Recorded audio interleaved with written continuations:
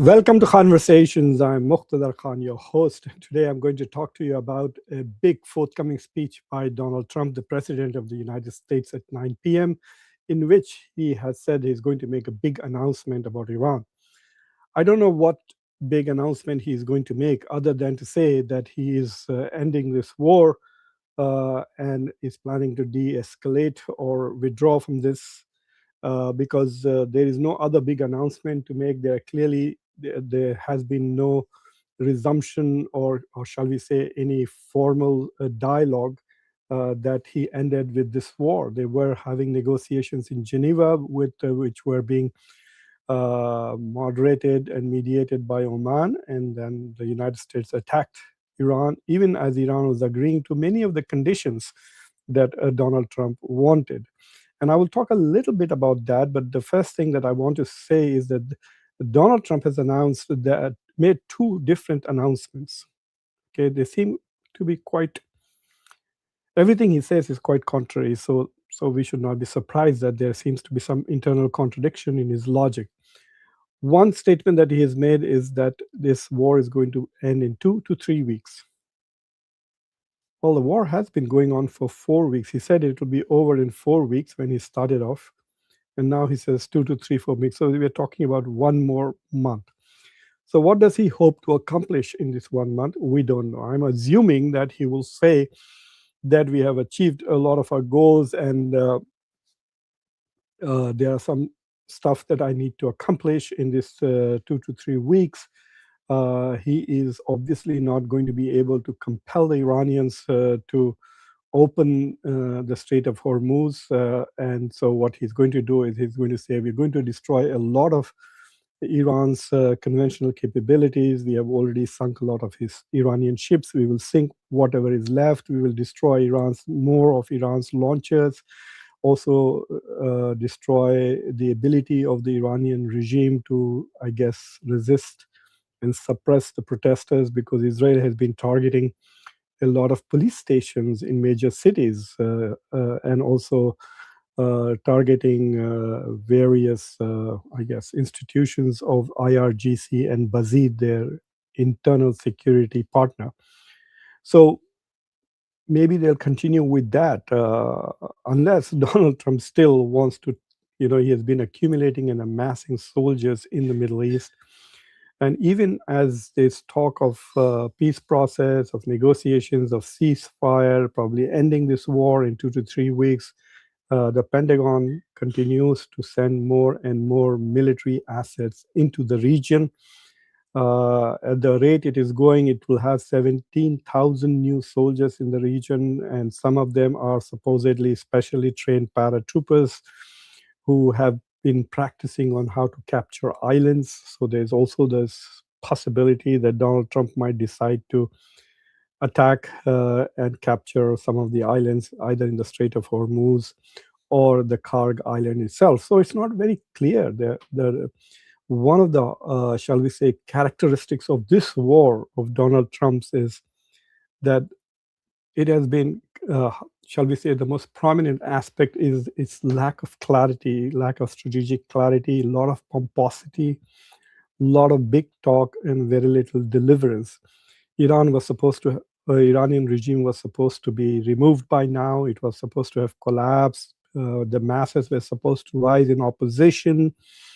And by now there should have been a regime change in Tehran. And by now this clown from Washington, D.C., this so-called Raza Pahlavi, who thinks of himself as the crown prince of Iran, even though there's no monarchy in Iran, hasn't been there so for more than 40 years. But anyway, so the assumption was that the regime will collapse and US and Israel will go and install a monarch in Tehran who will be subservient to Israeli national interests. That is his sole purpose, to advance Israeli interest in the region. But we'll see what Mr. Trump is going to do. A lot of things have happened, and I'm going to summarize them. But before that, let me share this particular tweet with Donald Trump. He says, this is a post in the Truth Social, Iran's new regime president, much less radicalized and far more intelligent than his predecessors, has just asked the United States of America for a ceasefire. We will consider when Hormuz Strait is open, free, and clear. Until then, we are blasting Iran into oblivion, or as they say, back to the Stone Ages. Now, this was done at about 3 hours ago. So, if he says that the war is going to end in 2 or 3 weeks, does he assume that the Strait of Hormuz will be open in 2 or 3 weeks?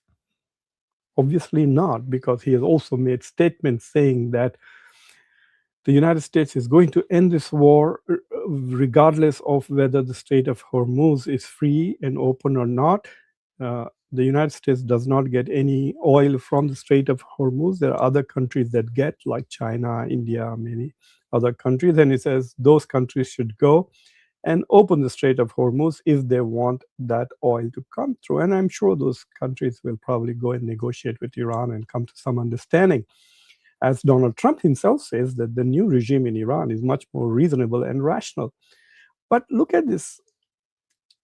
Apparently, he's assuming that there's a new regime in Iran. It's the same president. Iran's president has not changed. Masoud Pezeshkian was the president of Iran before this war started, and he is still the president of Iran. He's been the president of Iran since 2024. So what does Trump mean by saying that there is a new regime president? I guess it's the old president, but of the new regime. And much less radicalized, far more intelligent. This man is amazing. I mean, there's nothing to say but to laugh at the kind of stuff he says. So anyway, he's going to make a big speech today, and he's probably going to say that America has done wonderful things, has achieved a huge thing, has saved the world, has saved Israel, has saved the Western civilization from Iran, a country that has been under sanctions for 40 years, a country whose total economic GDP is 1/3 of the United States defense budget. Iran's GDP is less than $400 billion. It is like Pakistan, around $350 to $400 billion. The United States defense budget is $1 trillion.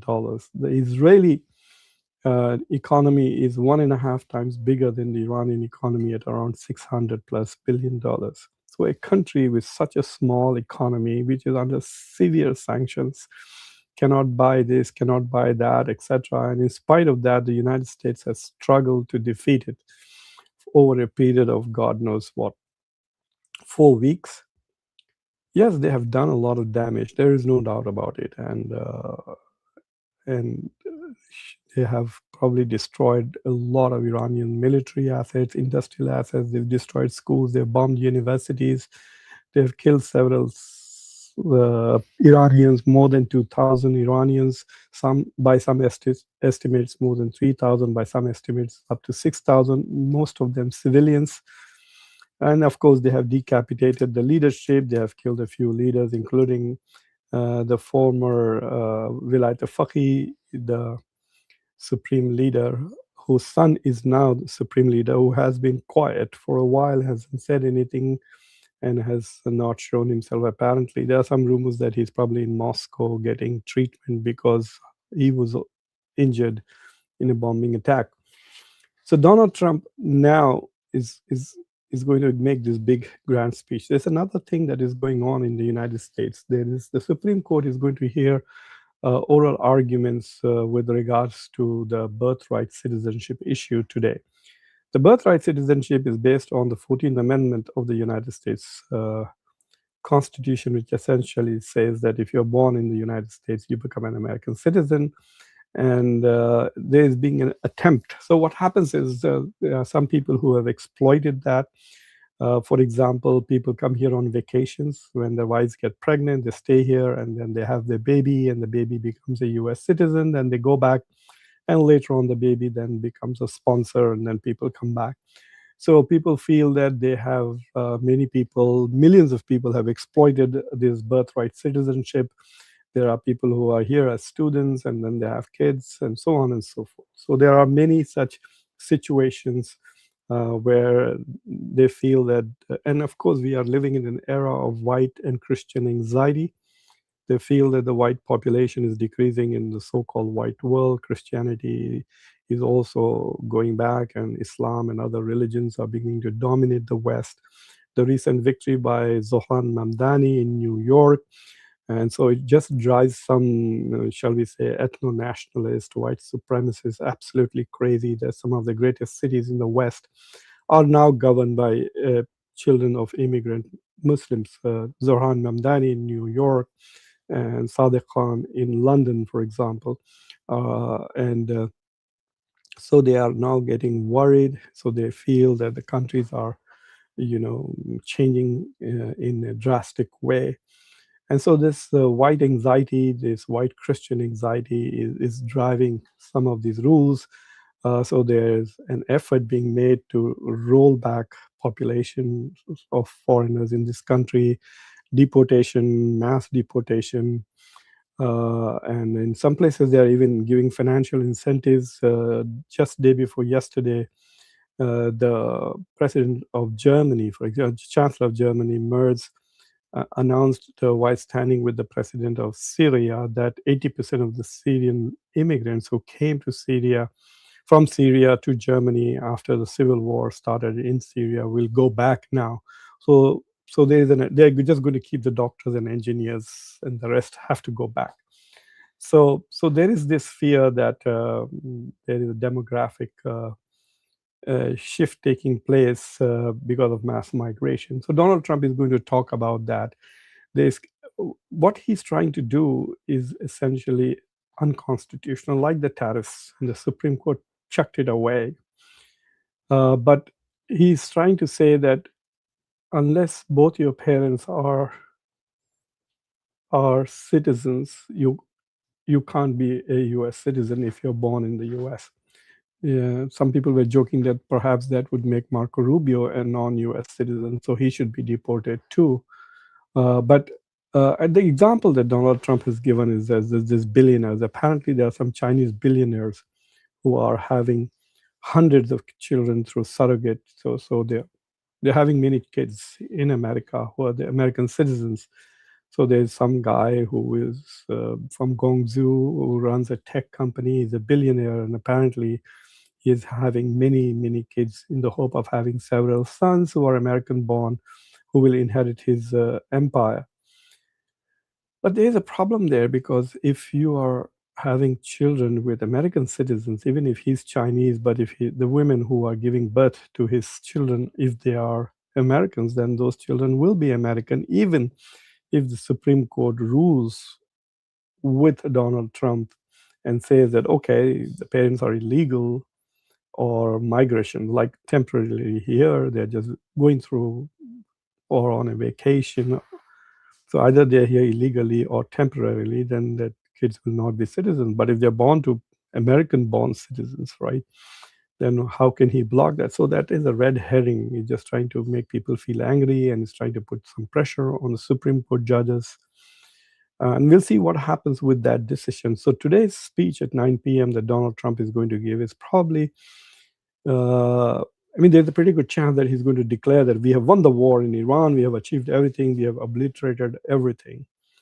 And he just state that he's pulling out or something like that. But the other part is that he is trying to mollify the markets. So if you notice that as soon as he announced that the US is going to leave within 2 to 3 weeks, the price of Brent oil went down from it was around 116 and 117. It went down to 101 or 102. So let me just tell you what the current, at the moment, it is 101.5.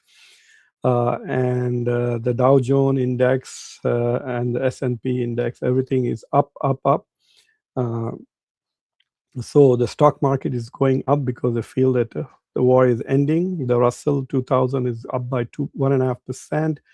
The Nasdaq is up by 1.5%. Both S&P and the Dow Jones index is up by 1%.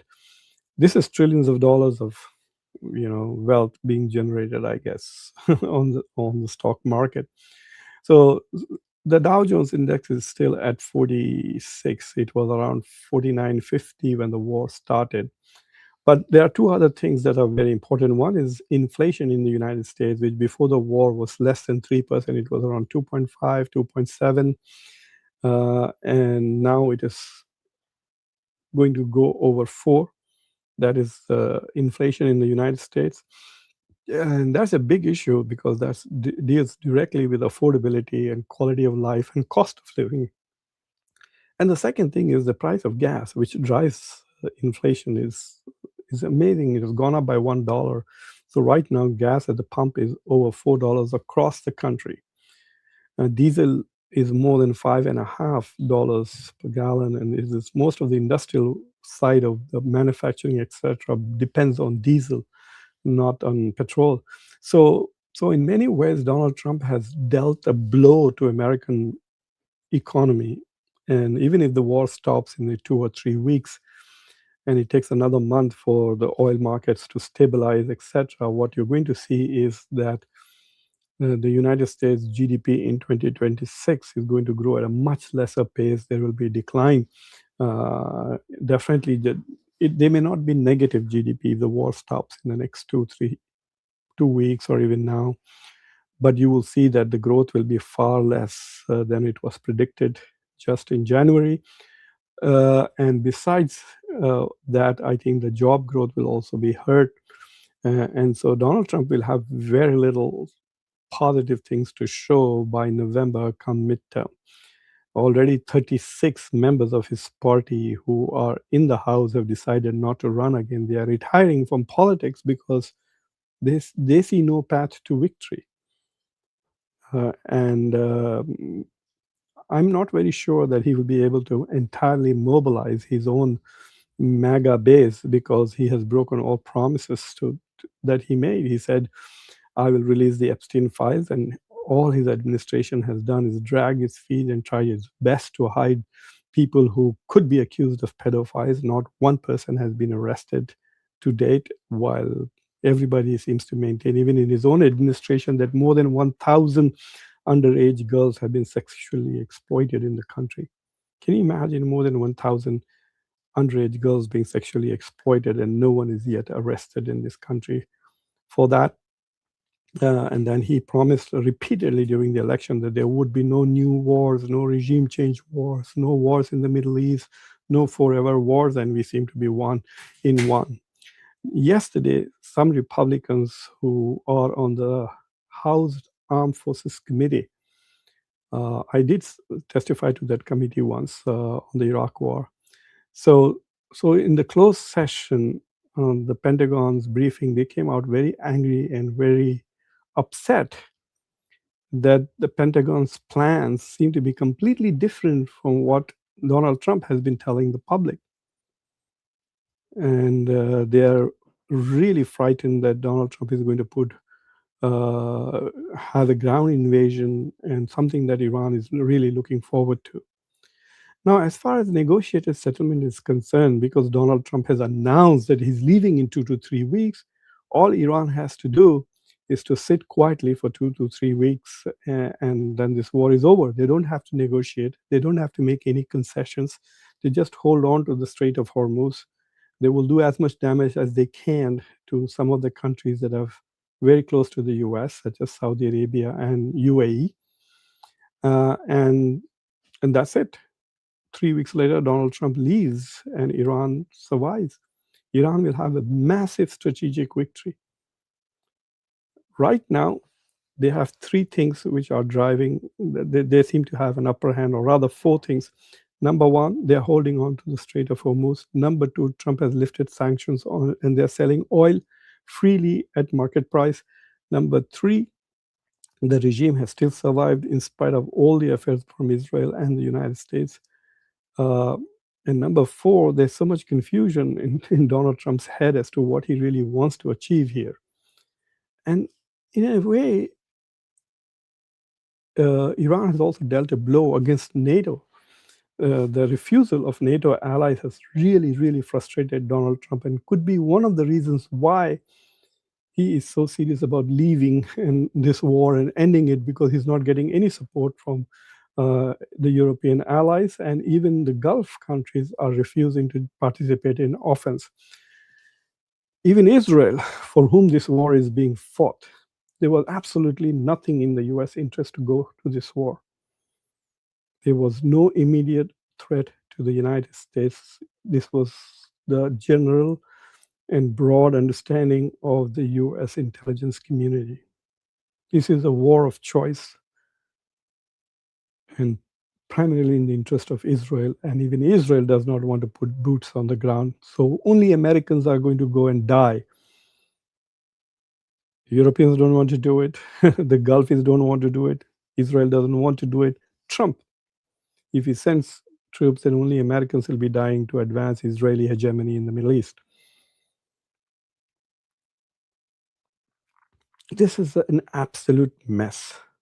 I think Iran has become Donald Trump's Waterloo.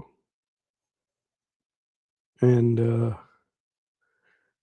the US, the Gulf, many countries in the global south are going to pay a big price to keep Netanyahu out of prison and establish Israeli domination in the Middle East. Anyway, we'll listen to him, and after he finishes his speech, I'll come back and we will talk about what he had to say. So, meanwhile, thank you for watching Conversations. I'm your host, Muqtadar Khan. Do subscribe to the channel, like this video, press the bell icon, and don't forget to come back in the evening. We will talk about it. This will be probably around 10 p.m. US time, and that will be 7:30 a.m. India time. Take care.